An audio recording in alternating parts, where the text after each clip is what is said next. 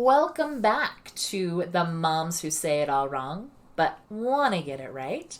My name is Shauna, and I am the parent of a non-binary child who goes by the pronouns they, them. And I'm Jen, and my child goes by she, they. We were kind of giggling over here because we allowed our children to listen to the first podcast that we released. And my child brought a list of things that we got wrong. So I feel like we nailed it because we got it wrong. And we got the alphabet soup wrong. We thought we were doing great. We had LGBTQ+. I'd rehearsed it a couple of times because I somehow end up leaving something out. And it's Mom, can you buy a vowel? IA.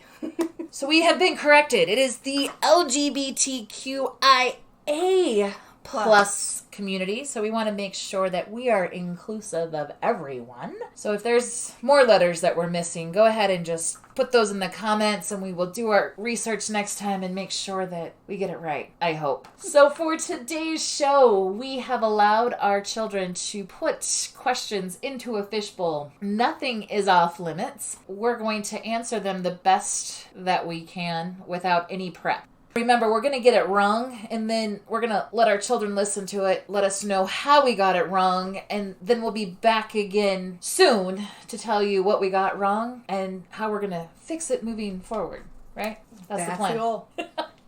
All right, for question number 1, it says, for a child whose parents are struggling to understand being a part of the LGBTQIA plus community, what ways can you support from a parent's perspective to help the conversation? Start a podcast. There we go. Well, this is what we're doing here. There's research, there's not being afraid of getting things wrong, but trying our best to learn, to be a part, to grow. So listen to a podcast, the moms that get it all wrong. And don't do it. And don't do what we tell you to do.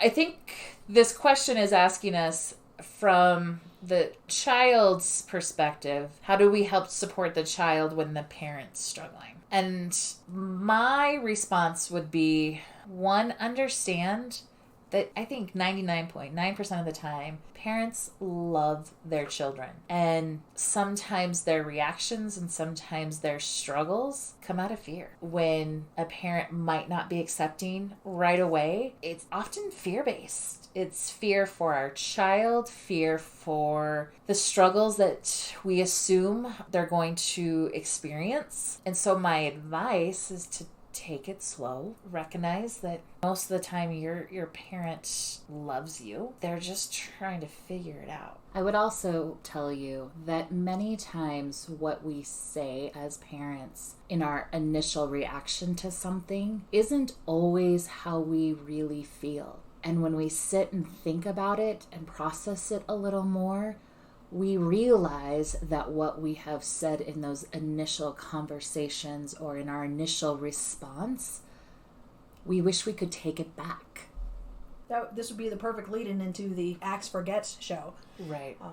I don't really have anything to say to improve on that. I think it's patience. And not most of us have it. So that can be hard. Remember when we said that we have to pause and think? I think that's another one that we're going to have to continue to think through. And as we think through it, I think we will find some resources and put it in our comments and help guide you there. And kind of what you were saying, Jen, it leads us into a different podcast that we're going to have about it's more important for us to pause than react, because when we react quickly, that's what our children hold on to. That's where the pain often comes from. Mm-hmm. All right, on to question number 2. Was it a surprise when your child came out to you with their sexuality or identity? No. So short and sweet. I'm like, it wasn't a surprise. My child is exceedingly creative, very open, just an amazing individual. They have no limits. Being an artist and being an academic and all these other things, there's absolutely nothing that happens that surprises me, I guess. I was still shocked at the complexity and my ignorance. Not anything that she had to tell me, but just how much I had to learn. That was a really good answer. I don't think that I was shocked about the sexuality part when my child said that they were gay. That didn't surprise me in the least. I actually suspected it much sooner than they were willing to share it with me. We had conversations about the LGBTQIA plus community over and over. It was the only topic of conversation for months. I could tell that there was something that they wanted to share with me, and I asked the question point blank a couple of times, are you a part of this community? And over again, I got, no, Mom, I'm a strong ally. I'm a strong ally. I believe in their rights. I believe that everyone should be treated equally. I admired that. I hoped that every person in the planet would feel that way.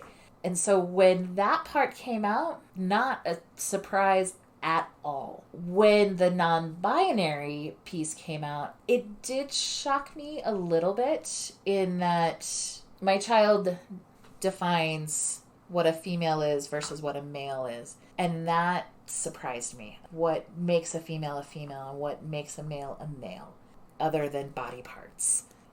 When they shared with me why they did not identify as the gender they were born, that absolutely surprised me. And I still am struggling with it a little bit in that I thought I was leading my child down one road of understanding that there isn't something that only a woman is, or there is something that only a man is. And so we're still having those conversations. So yes and no are my answers.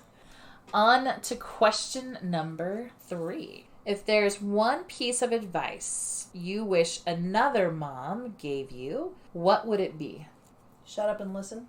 Oh, wait, didn't you tell me that? I wasn't paying attention.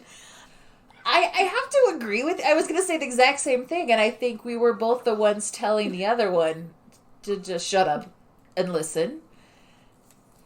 And I think what I learned from you is to not freak out right away. There's some things that my child said. My child's very young and still figuring things out. And I just needed to pause and not talk and just listen and not feel the need to debate or argue or go, what in the heck are you thinking? And I didn't at first. That has not served me well. Yeah, this is one of those topics that you don't have to be the devil's advocate for. I think in our household in general, we've always done the devil's advocate regardless of what the situation was, so that we made sure that we looked at the other person's point of view. This is that one topic that, no, that's not necessary in this. The listening, because I guess in this case, the devil's in the details. Listen, just listen. And I think another one that I was actually sitting in the car today thinking about was to not be afraid of what other people are going to think. I love my child. There's lots of people around me who love my child. And I was so afraid that her sexuality and her identity were going to impact those relationships.